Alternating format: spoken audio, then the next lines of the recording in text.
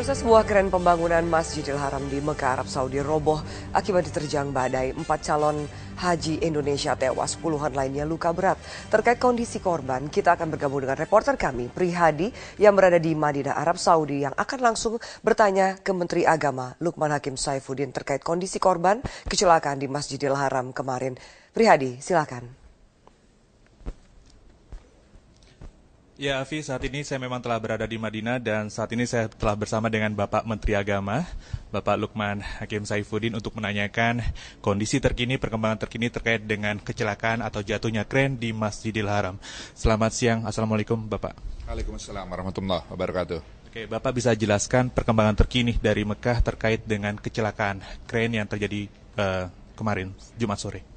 Ya, jadi sampai saat ini petugas haji kita terus melakukan penelusuran terhadap data-data yang akurat terkait dengan korban di Jamaah Haji Indonesia terkait dengan musibah kemarin itu. Jadi kita melakukan penyisiran seluruh Masjidil Haram untuk menemui apakah ada jamaah kita yang menjadi korban, dan juga kita menelusuri seluruh rumah sakit yang ada di Mekah, rumah sakit An-Nur, Ajiat, dan lain sebagainya. Dan sampai dengan saat ini data yang kami himpun itu ada 2 orang yang wafat dan 31 korban luka. Yang wafat sudah melalui proses sebagaimana semestinya dimakamkan di Mekah oleh maktab yang bertanggung jawab, dan yang korban luka itu sebagian besar masih ada di rumah sakit di Mekah. Mereka menjalani penanganan intensif untuk pemulihan kesehatan mereka. Bagaimana kemudian pihak Kementerian Bapak, Kementerian Agama bisa distribusi informasi dari tanah air ke Mekah tanah air untuk keluarga jemaah haji Indonesia? Ya, jadi sejak tadi pagi kami sudah membuka hotline.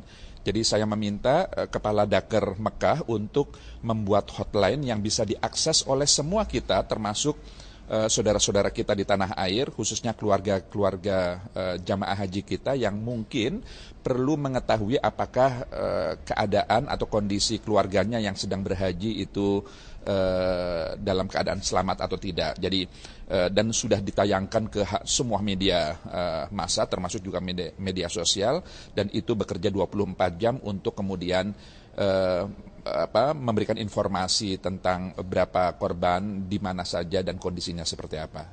Lalu kemudian apakah ada jaminan layanan kesehatan dari Kementerian atau Kerajaan Arab Saudi terkait dengan jemaah calon haji yang saat ini berada di rumah sakit? Ya, tentu itu sudah menjadi tanggung jawab pemerintah Saudi Arabia. Seluruh jamaah haji yang berobat dan diopname di rumah sakit mereka itu mendapatkan pelayanan maksimal tanpa biaya. Itu sudah komitmen pemerintah Saudi Arabia, dan tentu kita terus berkoordinasi dengan mereka karena kami petugas haji Indonesia juga membuka balai pengobatan haji Indonesia. Beberapa korban musibah yang kemarin itu juga sebagian juga kami rawat di BPHI kita gitu. Jika ada keluarga jemaah haji Indonesia yang ingin melihat keluarganya yang sedang dirawat, apakah pemerintah Indonesia akan memfasilitasi kedatangan mereka atau cukup untuk menyediakan suplai data terkait dengan update kesehatan? Ya, jadi bagi khususnya keluarga korban, saya ingin meyakinkan bahwa para korban luka itu sekarang sudah mendapatkan penanganan yang semestinya. Mereka ditangani oleh rumah sakit yang baik di Mekah ini dan ditangani oleh para dokter dan tenaga medis yang mumpuni, yang profesional. Jadi saya pikir tidak perlu harus berkunjung ke Tanah Suci, apalagi kondisinya tidak memungkinkan karena sekarang musim haji, tidak memungkinkan orang yang tidak memiliki visa haji itu bisa berkunjung ke Tanah Suci. Oleh karenanya percayakan betul bahwa mudah-mudahan mereka bisa berangsur-angsur pulih kembali seperti sedia kala sebelum wukuf, di mana puncak haji adalah Arafah. Sejumlah kloter masih akan ke Mekah hingga tanggal 17 ini, dan mereka pasti akan bertanya-tanya bagaimana nasib atau prosesi ritual ibadah mereka untuk selanjutnya di Masjidil Haram, terkait dengan kecelakaan kren dan menimpa beberapa bangunan untuk prosesi ibadah itu bagaimana? Apakah sudah ada informasi dari pemerintah Arab Saudi itu akan terus berjalan seperti sedia kala atau? Ya, sejak tadi pagi kondisi Masjidil Haram sudah berangsur-angsur pulih seperti sedia kala. Sholat subuh sudah berlangsung seperti kondisi normal dan tentu sekarang ini sudah semakin membaik. Hanya saja mungkin ini himbauan bagi seluruh jamaah haji khususnya Indonesia untuk lebih berhati-hati karena di sana juga masih banyak kren yang terpasang dan kita tidak tahu sewaktu-waktu tanpa diduga bisa kembali datang badai angin yang sangat keras gitu atau badai hujan yang sangat deras dan itu bisa menyebabkan ancaman terhadap keselamatan jiwa kita. Oleh karenanya kita, seluruh petugas kita melalui ketua kloter, ketua rombongan, ketua regu, KBHIH kita dan seterusnya itu terus memberikan himbauan agar lebih berhati-hati, lebih meningkatkan kewaspadaan dalam menjalani ibadah menjelang saat wukuf nanti. Karena puncak haji adalah Arafah, maka semua kita harus menjaga stamina kita masing-masing, jangan memforsir, jangan memaksakan diri untuk melakukan aktivitas di luar gedung. Karena suhu udara juga sangat panas dan cuaca bisa ekstrim tanpa diduga begitu. Oleh karenanya kewaspadaan harus lebih ditingkatkan dan tetap berpola hidup sehat. Gitu. Bisa diinformasikan sekali lagi Bapak terkait dengan jemaah yang meninggal dunia, bagaimana pengurusan pemakamannya sendiri di Mekah? Ya, jadi sebagaimana kelaziman yang ada di Saudi Arabia, khususnya di Tanah Suci ini, maka seluruh jamaah haji kita dari negara manapun ketika dia wafat, dia akan dimakamkan di tempat atau di kota di mana dia wafat, begitu. Oleh karenanya mereka yang wafat 2 orang ini akan dimakamkan di Mekah dan itu menjadi tanggung jawab maktab. Jadi pihak yang memang bertanggung jawab terhadap seluruh prosesi pengurusan jenazah sampai dengan pemakamannya. Baik, terima kasih atas informasinya dan waktunya Bapak Lukman Hakim. Terima kasih kembali. Demikian Afi yang bisa saya laporkan dari Madinah terkait dengan wawancara saya barusan dengan Bapak Lukman Hakim, Menteri Agama, terkait dengan pasca ambruknya kren di Masjidil Haram. Kembali ke studio Afi. Priyadi, terima kasih atas wawancara Anda dari Madinah, Arab Saudi.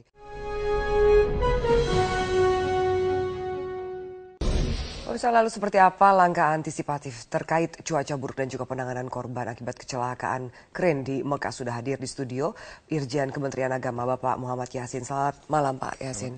Assalamualaikum. Waalaikumsalam. Pak Yassin, sejauh ini apa informasi yang bisa Anda sampaikan terutama perkembangan dari Mekah? Ya, tadi saya menerima data baru tapi per tanggal 12 September hari ini berarti, tapi jamnya adalah jam 4 waktu Arab Saudi. Jadi ada tambahan, kita ikut berduka cita tentunya dengan peristiwa ini. Tentu. Sangat ya ikut prihatin juga terhadap kejadian ini. Ada tambahan data, tapi ada keterangan wafat garis miring belum ada COD. Mungkin ini tidak harus kita sampaikan terlebih dahulu sebelum ada kepastian bahwa memang ada tambahan yang meninggal. Di sini ada 4 orang tambahannya. Jadi mungkin saya hanya menunjukkan asalnya saja. Itu 3 itu dari Medan. Tambah lagi Jakarta 1 dan Padang 1. Jadi 3 orang jamaah asal Medan, 1 orang asal Jakarta, dan 1 lagi asal Padang tadi. Padang. Ya, Padang saya jelaskan. Oke. Ini data ini baru saya terima. Jadi sebagaimana apa yang disampaikan Pak Menteri dari penyampaian beberapa waktu tadi di pemberitaan di Metro TV juga kan, beliau menugaskan untuk status untuk mencari informasi yang sebanyak-banyaknya yang berkaitan dengan updating informasi mengenai kecelakaan atau musibah keren ini gitu. Jadi baik itu di rumah sakit ada, terus kemudian di informasi di misalnya saja di Kementerian Arab Saudi tentang berapa sebenarnya korban yang berasal dari Indonesia itu termasuk wafat dan yang sakit yang dirawat di rumah sakit itu. Adakah kesulitan untuk mendapatkan informasi atau data Pak dari informasi yang di sana untuk dikirim ke Indonesia? Saya kira juga tidak ada, tapi kan karena ini kan dinamis sekali, bahwa yang misalnya sakitnya parah kemudian meninggal atau yang sebelumnya ringan menjadi parah ini kan sangat memungkinkan sekali karena kondisi cuaca dan lain sebagainya itu. Jadi penanganan tetap akan dioptimalkan. Ini kan merupakan pelayanan kita terhadap musibah yang tidak terduga ini. Jadi kualitas layanan termasuk memberikan layanan kepada yang sakit untuk segera mendapatkan penanganan dari tim medis maupun dari rumah sakit. Karena tim medis juga kita kan punya balai pengobatan di Mekah juga untuk jamaah Indonesia. Itu pun juga kita fungsikan secara maksimal, dan juga apabila ada yang memang harus dirujuk ke rumah sakit besar, ya kita bawa ke rumah sakit besar, baik itu di Mekah maupun mungkin di Jeddah juga seperti itu. Sejauh ini untuk kondisi fasilitas perawatan di sana berarti cukup baik. Ini juga tentu menjawab baik, kekhawatiran kira, ya. keluarga di sini. Insya Allah cukup baik, termasuk di Balai Pengobatan Indonesia, apalagi di rumah sakit di Arab Saudi ini alatnya sudah cukup bagus, saya kira begitu. Sejauh ini apa juga ada pernyataan resmi dari pemerintah Arab Saudi atas kejadian ini kepada pemerintah Indonesia? Ya, karena Pak Menteri juga di sana dan juga baru saja tentunya silaturahmi dengan beberapa otoritas yang ada di sana, baik muasasah mungkin juga Kementerian Haji, apalagi Pak Presiden juga ini kemarin juga ada di sana. Tentunya informasi ini selalu diupdate dan disampaikan kepada negara-negara yang kebetulan mendapatkan musibah ini, karena tidak hanya dari Indonesia saja, kan jumlah yang meninggal kan tinggi sekali. Ya cukup banyak. Yang kemarin itu kan 87 ini pertama 107 terakhir data. Terakhir 107 ini ya. Nah, tentunya kita menyangka bahwa akan diinformasikan secara bagus oleh Arab Saudi, pemerintah Arab Saudi. Baik Pak Yasin, kita akan jeda sejenak, namun nanti kita akan bahas soal pemakaman, bagaimana kemudian informasi ini bisa disampaikan ke masyarakat Indonesia, terutama para keluarga, soal pemakaman anggota keluarga mereka yang tewas atas kejadian ini. Kita lanjutkan sesaat lagi pemirsa, tetaplah bersama kami di Prime Time News.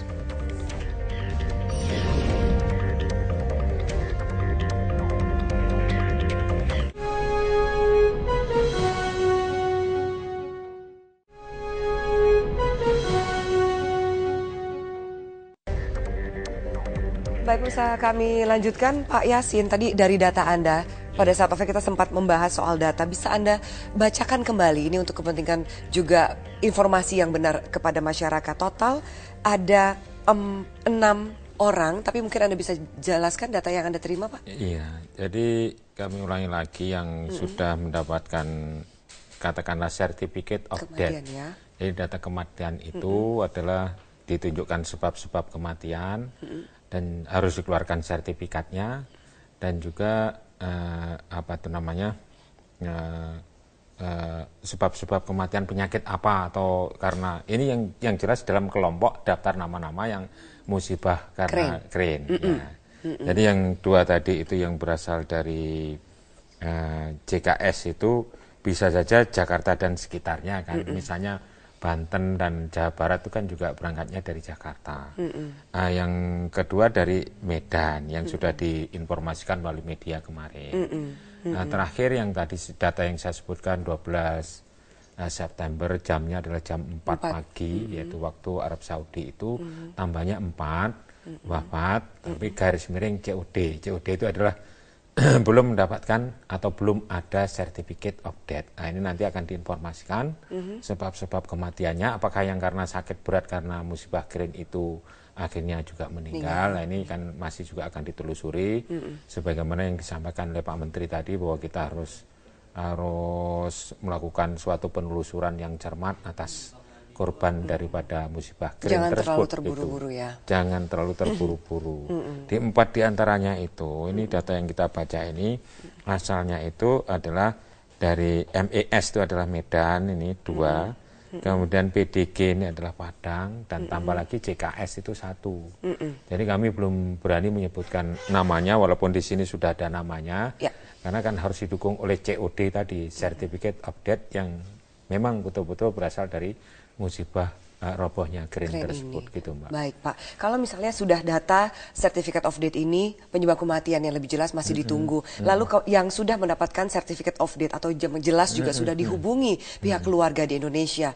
Lalu soal pemakaman ini seperti apa kejelasannya Pak, supaya keluarga juga bisa paham prosesnya. Jadi pemakaman itu sesuai dengan kejadian kematiannya. Misalnya kalau di Mekah itu biasanya diurus oleh pihak pemerintah Arab Saudi dan dimakamkan itu umumnya adalah di tempat pemakaman Ma'la, itu dekat juga dengan Masjidil Haram itu. Jadi teradministrasikan dengan baik dan pihak Indonesia tentunya akan diinformasikan itu melalui konjen maupun melalui kantor urusan haji Indonesia itu. Bagaimana jika ada anggota keluarga yang memang ingin datang dan melihat langsung? Ya tentunya ditunjukkan itu Mbak. Jadi karena teradministrasi dengan baik, kuburan di sana itu sangat rapi Mbak. Walaupun memang tidak dikicing secara permanen, tapi rapi dan terdokumentasikan dengan baik asal-usul dari orang yang baru meninggal di sana. Gitu. Berarti dikonfirmasi tidak ada jenazah yang akan dikirim pulang ke Indonesia Pak? Dimakamkan di sana biasanya begitu. Oke, baik. Dan itu sudah terjadi sekian lama ya itu kebijakan itu. Baik, Pak. Lalu catatan Anda terhadap kejadian ini sebagai Irjen dari Kementerian Agama apa Pak?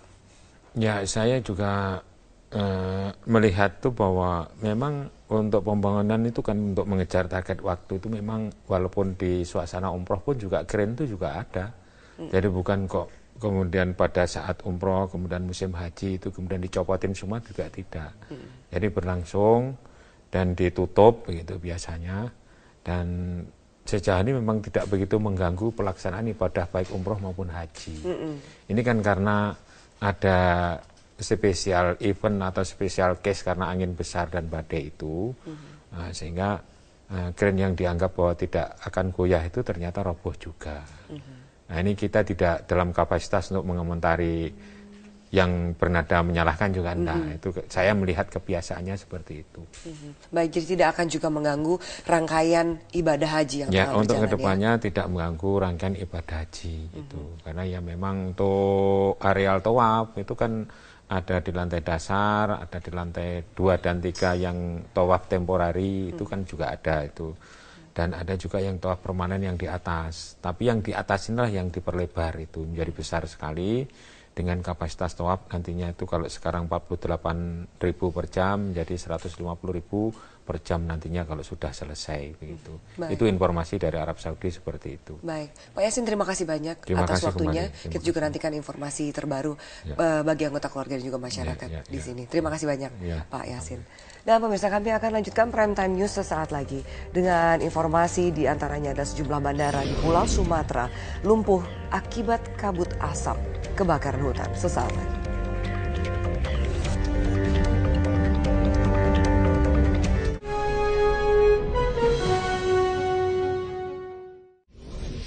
Saat ini cuaca ekstrim memang tengah melanda Mekah dan sekitarnya. Kondisi ini bahkan diduga menjadi penyebab jatuhnya crane yang menimpa para jemaah haji di Masjidil Haram. Lalu mengapa cuaca ekstrim ini bisa terjadi dan apa yang bisa dilakukan para jamaah untuk mengantisipasi? Sudah bersama saya Kepala Pusat Informasi Meteorologi Publik Pak Mulyono Rahadi Prabowo. Pak Prabowo, selamat sore. Selamat sore.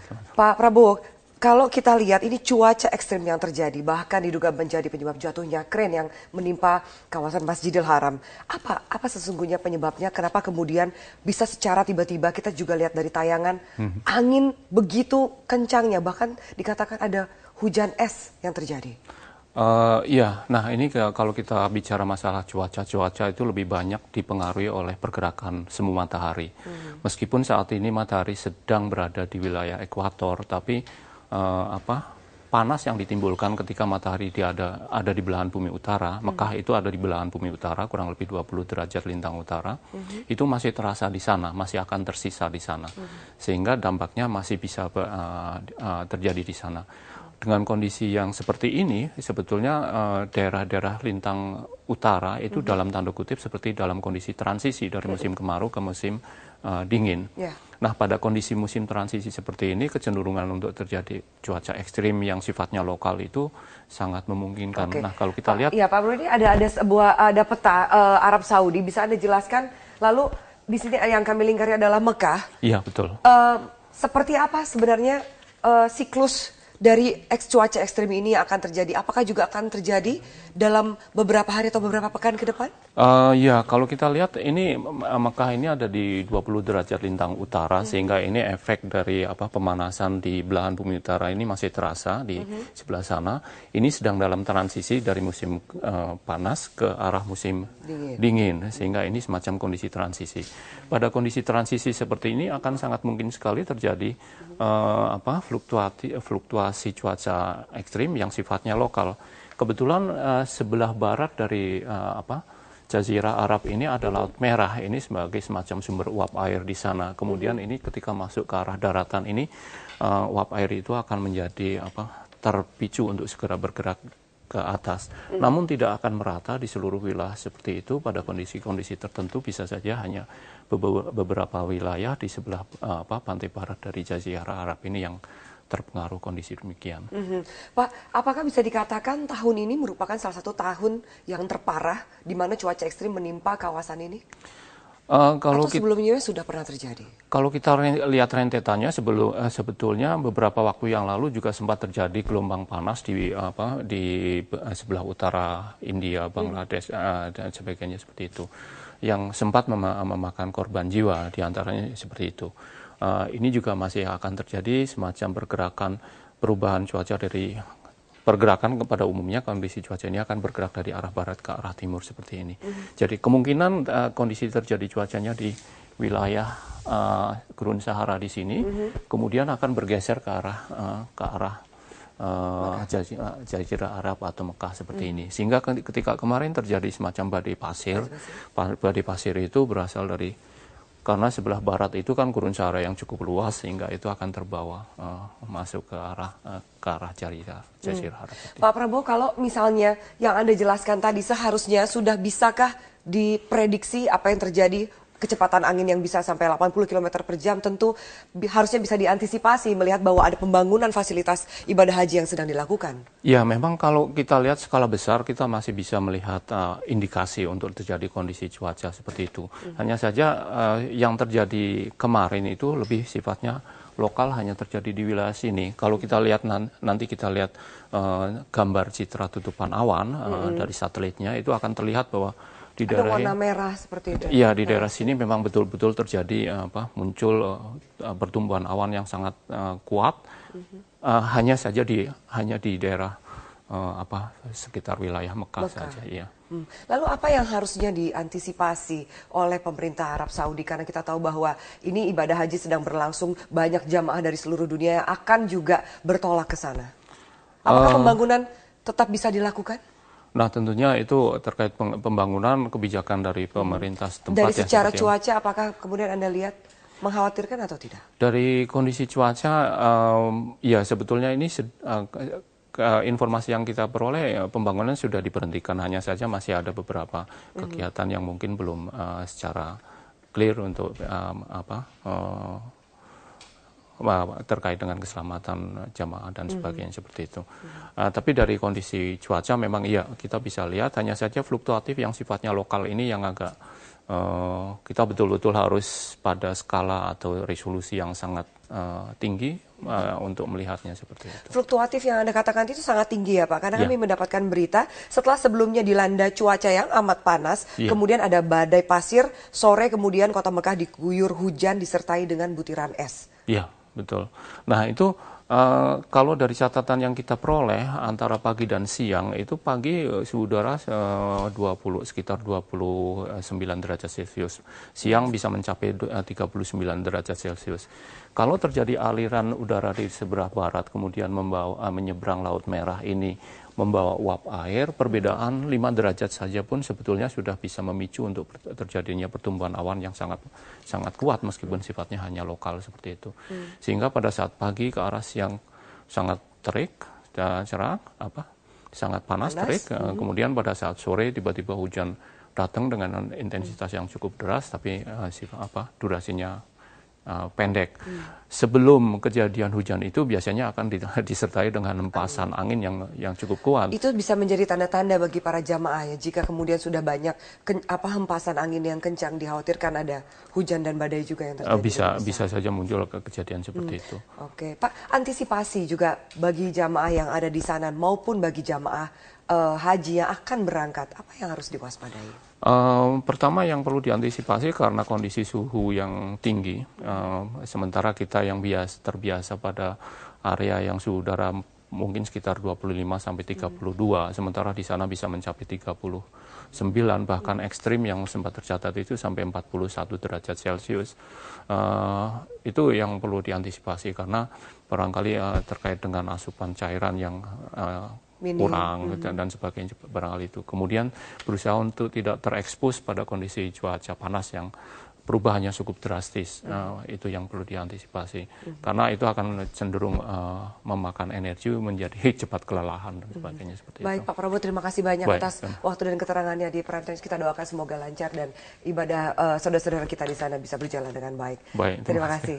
Dan pemirsa, kami akan lanjutkan Prime Time News sesaat lagi, tetaplah bersama kami.